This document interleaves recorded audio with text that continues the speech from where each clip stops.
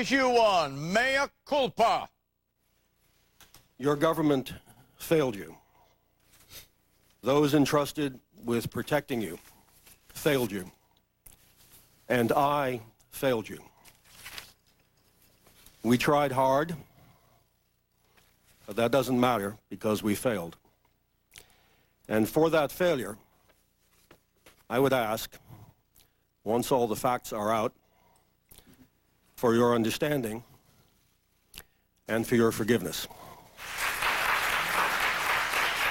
Loved ones of the victims of 9/11 welcomed Richard Clarke's dramatic opening statement. The first time a public apology was made by anyone from the Bush administration. The former director of counterterrorism for both Presidents Bush and Clinton testified that he had been calling for action against al-Qaeda as early as January 2001, the very month of Bush's inauguration. Clarke wanted the U.S. to retaliate for the bombing of the USS Cole, which killed 17 Americans and nearly sank the $4 billion warship in mid-October, just 3 months before Mr. Bush took office. I suggested, beginning in January of 2001, that the Cole case was still out there, and that by now, in January of 2001, CIA had finally gotten around to saying it was an al-Qaeda attack, and that therefore there was an open issue which should be decided about whether or not the Bush administration should retaliate for the Cole attack. Unfortunately, there was no interest, no acceptance of that proposition, and I was told on a couple of occasions, well, that happened on the Clinton administration's watch. I didn't think it made any difference. I thought the Bush administration, now that it had the CIA saying it was al-Qaeda, should have responded. Question, how damaging to George Bush is this narrative and charge by Richard Clarke? Pat Buchanan. John, I think he drew blood. There's no doubt about it. Clarke this week drew blood, and you know that by the fact that there was a tremendous reaction from the administration.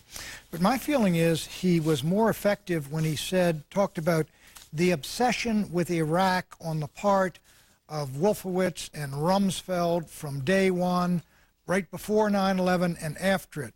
On the 9/11 charges, I really find the president not guilty, if you will, for this reason. Clarke nowhere says that either he or Tenet said, a hit is coming on the United States, sir, and you have to do something. And I don't think he made the case there. I mean, he said they didn't bomb Afghanistan, but John, look, by the time Bush got into office, the beast was out of the cage. They were in Hamburg, they were in Phoenix, they were in Delray Beach. Bear in mind his principal point. The obsession with Iraq, his contention, shared by others, the obsession with Iraq deflected the attention and the focus of the president and the administration from al-Qaeda. That's his point. Eleanor. Yeah, I agree. It's kind of pointless to argue that either administration should have gone to war in Afghanistan based on what they knew and based on the public's awareness. I don't think you could have gotten support. But the heart of Clarke's argument is that going to war in Iraq was irrelevant to the war in terrorism. And Bush administration cannot even bear to admit that it made a mistake in not finding weapons of mass, or claiming there were weapons of mass destruction. It's as though they've created this whole myth around this president as infallible, the world leader astride on the stage.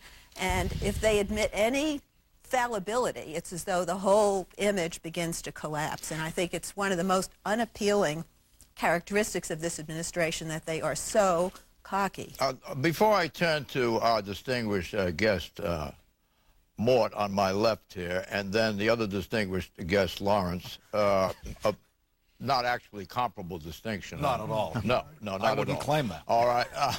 Let's hear a reiteration by Clarke of his central point, and then how he adds to it. The reason I am strident in my criticism of the President of the United States is because by invading Iraq, something I was not asked about by the Commission, but something I chose to write about a lot in the book, by invading Iraq, the President of the United States has greatly undermined the war on terrorism. Clark elaborated on that point in a 60 Minutes interview. Osama bin Laden had been saying for years, America wants to invade an Arab country and occupy it, an oil-rich Arab country. He had been saying this. This was part of his propaganda. So what did we do after 9/11? We invade an oil-rich and occupy an oil-rich Arab country, which was doing nothing to threaten us. In other words, we stepped right into bin Laden's propaganda. And the result of that is that al-Qaeda and organizations like it, offshoots of it, second-generation al-Qaeda, have been greatly strengthened. Question, in what way is Clark's central point, namely the Iraq war has strengthened terrorism, not weakened terrorism? How, to what extent has that politically devastated Bush, and it also has diminished even the importance of what happened immediately before 9/11? Well, I think it has had some political effect. There's no doubt, as Pat says, it drew blood. But the Bush administration was looking for a larger strategy on what they defined as the war on terrorism, which in their minds included rogue states such as Iraq, which at that point everybody in the world believed had weapons of mass destruction. And they had some sense there that at some point would intersect with terrorist groups, and that was the single greatest threat they felt to the United States. Was it a bad call on their part? Under the circumstances at the time, I don't believe it was a bad call. I think there was a real concern with what Iraq might or might not do under Saddam Hussein. This is what the administration was led astray by. And it was so stated in so many words, and these are not their words. There's a piddling little al-Qaeda effort going on in Afghanistan.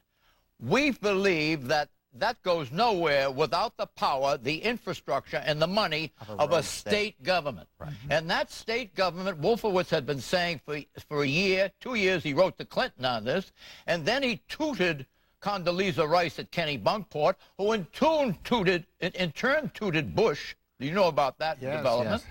But they felt that the state of Iraq was needed in order to accomplish the terrorism that was there, and B, it would set an example against other terrorists from getting in if they demolished the terrorists in Iraq. Bad call. Which shows you how much the Wolfowitz world doesn't know about terrorism. The IRA had no state support. It was no more than 100 guys, half sober at best, who kept the British Empire at bay for 30 years in its most recent version of terrorism. This claim that terrorism has somehow been encouraged and we are now worse off in our defense against terrorism.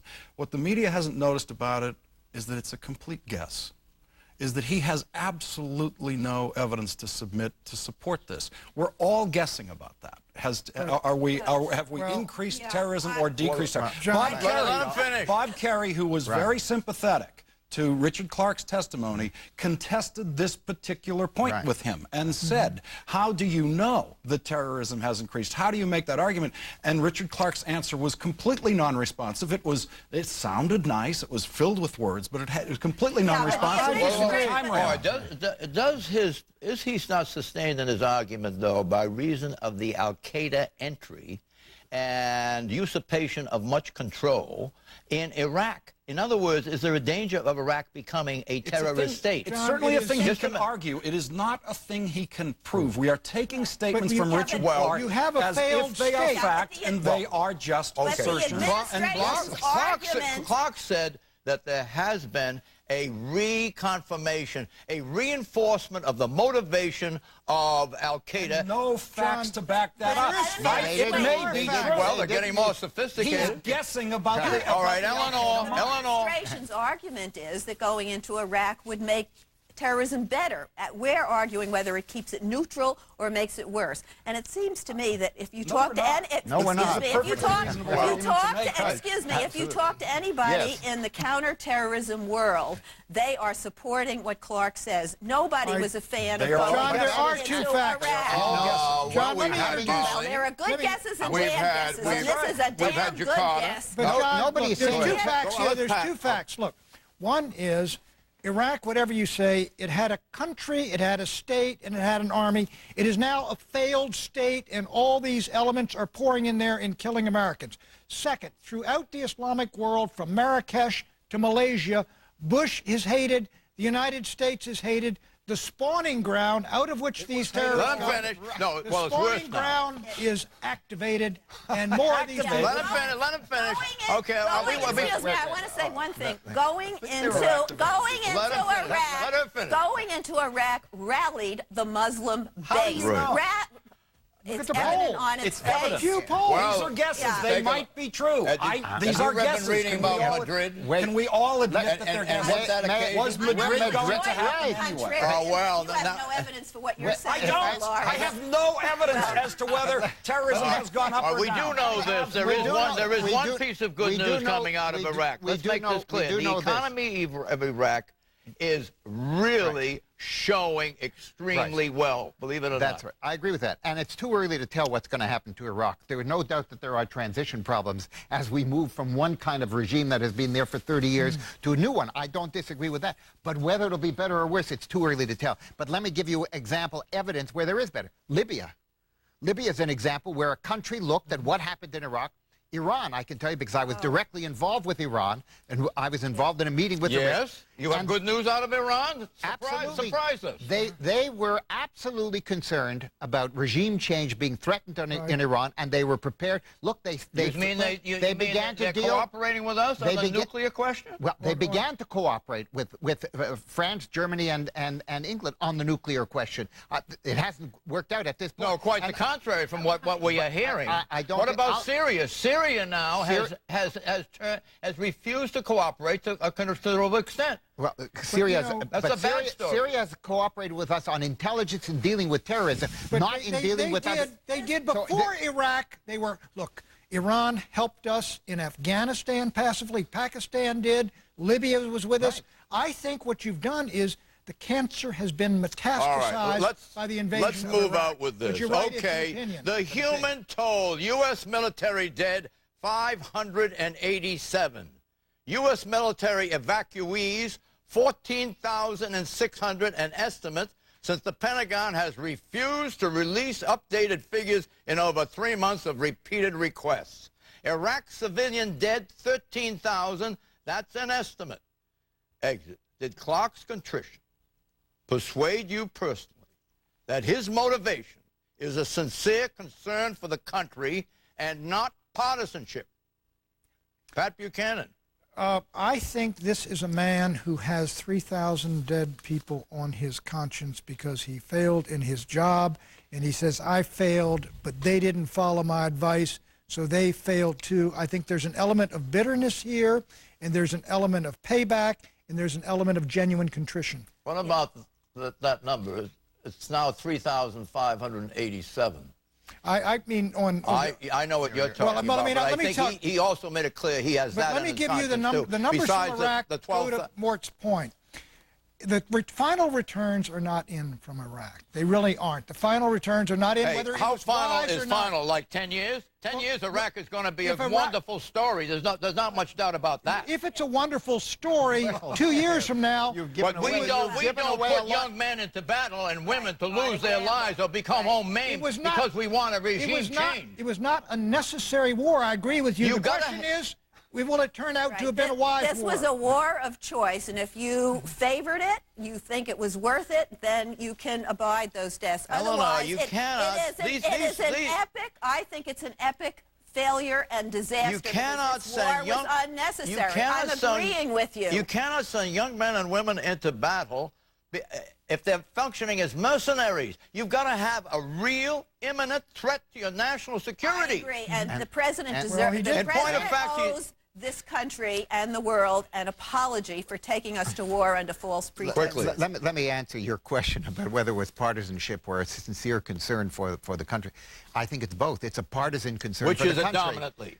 I think, how do you make those things? They're both. You can do it. What's your felt intuition? That it's a concern for the country. And that's your felt intuition? Oh, on Clark's part, I think absolutely it's a concern for the country. However, He is full of rhetorical flourishes that are motivated by personal, bureaucratic offense. His essential claim about the difference between the Clinton administration and the Bush administration is, in Clinton, I got to talk to the National Security Advisor a lot more than I got to talk to the National Security Advisor.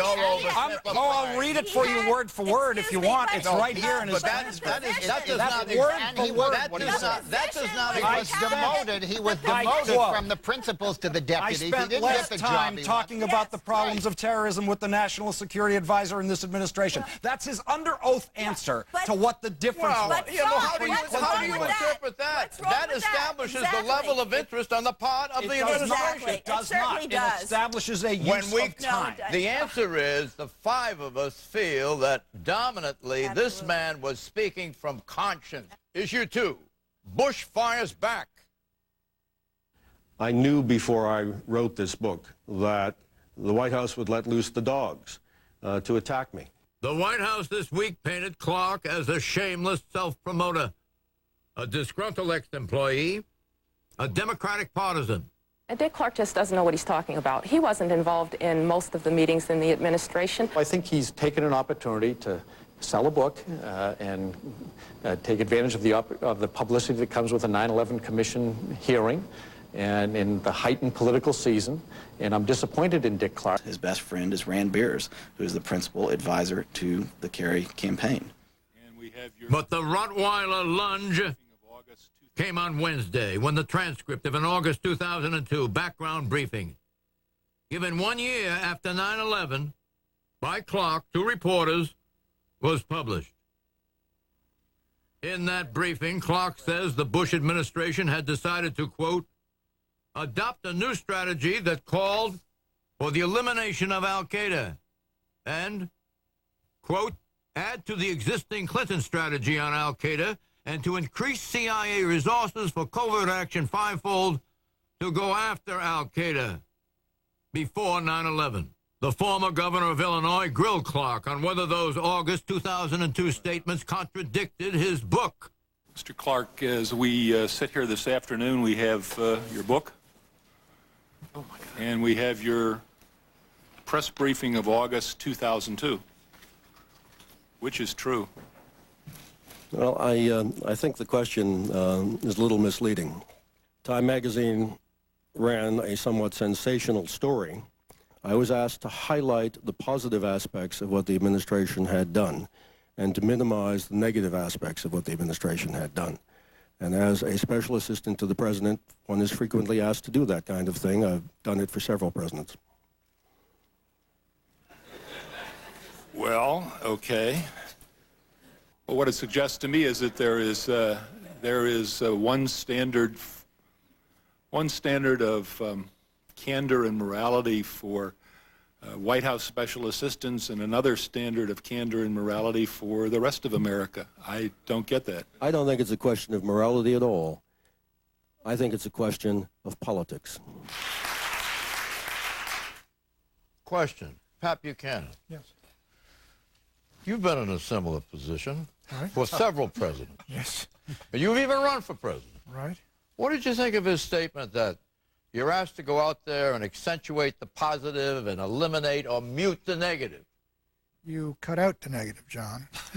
He's exactly right. Look, he's a special assistant to the President of the United States. You go out and you make the President's case. You are an advocate. You are a surrogate. You have the President's loyalty and trust, and you go out and make the case. And if you cannot do that, you either remain silent or you leave. I don't have any problem there with what this man said, and I don't know that there is any necessary inconsistency with him coming out and telling the story that he didn't tell in public. I don't have a problem Now, with your that. words have a special unction because of the position that you had close to President Nixon and President Reagan. Sure, well, I mean... Now, the point is, Pat, I know from having lived right next to you in the office of the old executive office building that you detested Nixon's move to China. Well, you used to tell me how aggrieved you were about that, but you zip it up your lip, Pat, and you went right out there and traveled with him to China. And I wrote the toast in which he praised and toasted the health of Mao Zedong, the greatest mass murderer of all time. If you can't go and do the job that a president has to do, you don't belong But in the White in your House. heart, you thought he was dead wrong. You told me that. I thought it undermined our position in Vietnam. Oh, and I there you still go. do. Well, the White House is complaining about the timing of this book. First of all, they had the manuscript at the National Security Council for several months as they were going over it to check for classified information. So the timing, the White House is partly responsible for it. Secondly, Condoleezza Rice, I find her behavior in this really the most offensive.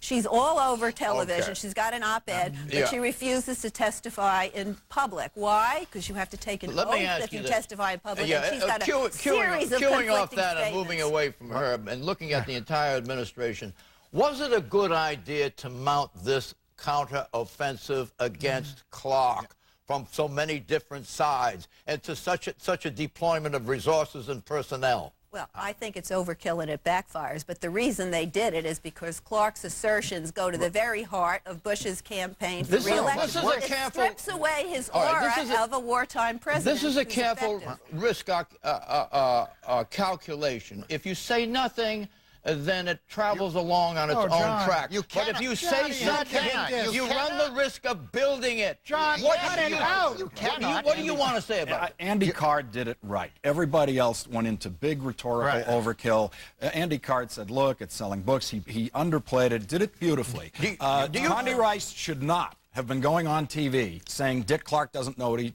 is talking about, because she knew Dick Clark is a very poised performer, and she should have known he was going to come across very well. And they had no choice but to respond to it any more than Tony Blair had no choice but they to overdid it. respond. They did overdo it. John, They were basically calling them liars. What would have been a small blaze into what is now a raging fire. This guy on I'm not 60 saying they Minutes didn't said the know- President of the United States should not be elected. He's run a lousy job in the war on terror before. He should never have taken us into Iraq. You have got to go out and respond to that, and they did the necessary and the right thing. They completely overplayed it. That started off with that amazing interview on Overplayed CBS, it. The on networks- CBS 60 Minutes. 60 Minutes pumped it. But they did You not. make CBS it, you did it. ignore it. You ignore it, can't. and you start talking about other things and try to repossess the headlines. You can't start can't talking ignore about it. tax cuts when the whole country This is has watching these hearings. impossibly built this fire, and it's now a prairie fire. Well, they're Pat. winning Only it. because They've done a good job. No, they went No, way they did overboard. a terrible job, and what they should have done was respond substantively. If Clark says it was wrong idea to go into Iraq, tell us why Oh, from their come on, cut perspective it out. it was a Eleanor, good idea. well, we're- Instead, they tried to Quickly, defend who him won the week? when- Who won the week? Bush or Clark? I think it was both of them drew blood. Both did. I think, look, the counterattack against Clark has damaged his credibility in my eyes, and I thought he was enormously credible when I heard him on 60 Minutes. Clark easily won. You cannot destroy his credibility. Oh, we got one draw. We got one Clark quickly. He's a good I public think Bush servant. lost. I don't know that Clark won, but I think Bush definitely lost. Well, the if week. Bush lost, Clark won. Right. Clark won despite some very strange, grandiose statements, including one in which he says President Clinton gave him every single thing that he ever asked for or needed. Well, if that was true, All right, there I want would be no I want September one-word 11th. answers. We're out of time. Who won the week? Bush or Kerry? Kerry won the week. Kerry won the week. Oh, Kerry. Because Bush lost? Yes. Or because Kerry did the smartest thing Because possible by Kerry going stayed skiing in Idaho. Napoleon said, when your enemy is destroying himself, you do nothing to distract him. Right. Kerry, by letting Kerry. this unfold. Kerry, I mean, other than calling his Secret Service guy son of a bitch, I think Kerry did very well. Kerry won by choosing the snowboard over the skis, going for the younger voters. Very smart. our Kerry win. Issue 3, pledge or prayer?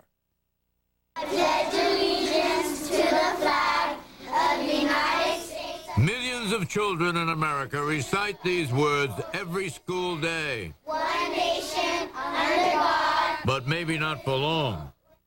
The phrase under God was contested before the Supreme Court this week. This man, Michael Newdow, an atheist, argued that under God clearly violates the separation between church and state. This is not about religion versus non-religion. This is about government being involved in religion. Newdow's daughter attends elementary school in California and says Newdow is being, quote-unquote, coerced to recite the pledge. School officials say otherwise. In our state law, parents have an absolute right to opt their children out of saying the pledge if they are uncomfortable in doing so. The mother of Newdow's daughter has no problem with Under God. I think it's an expression of our patriotic ideals and the values that we hold true. Under God was inserted into the pledge by Congress in 1954 during the Cold War and the Eisenhower administration to contrast America with the prescribed atheism of the USSR. Question, is this manna from heaven for Bush or what? Pat Buchanan. Well, it's certainly good news for Bush. This guy's a national pest, John. He's a totalitarian liberal who wants to terminate the Pledge of Allegiance when his child does not have to say it. Well, it is. He doesn't want anyone else to say it. It's a prayer written by politicians. That's why it's such a bad prayer. Voluntary. And he's going to win unless the Supreme Court doesn't give him standing, which is possible in this case. For you, genius politically that you are.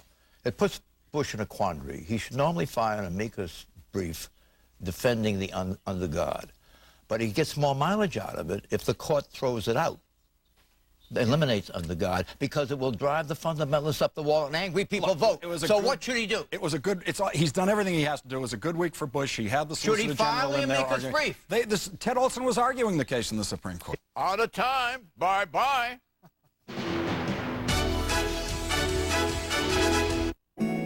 Verizon is proud to support the McLaughlin Group. From small businesses to large enterprises, Verizon's data solutions are helping businesses everywhere in the U.S. make progress every day. Available on the web at verizon.com/data.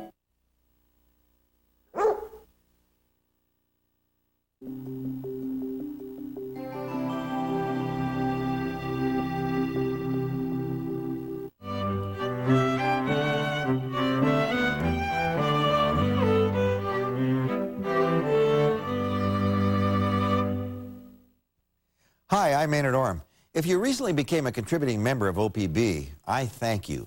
You are the key to bringing quality education and entertainment into our communities and your homes.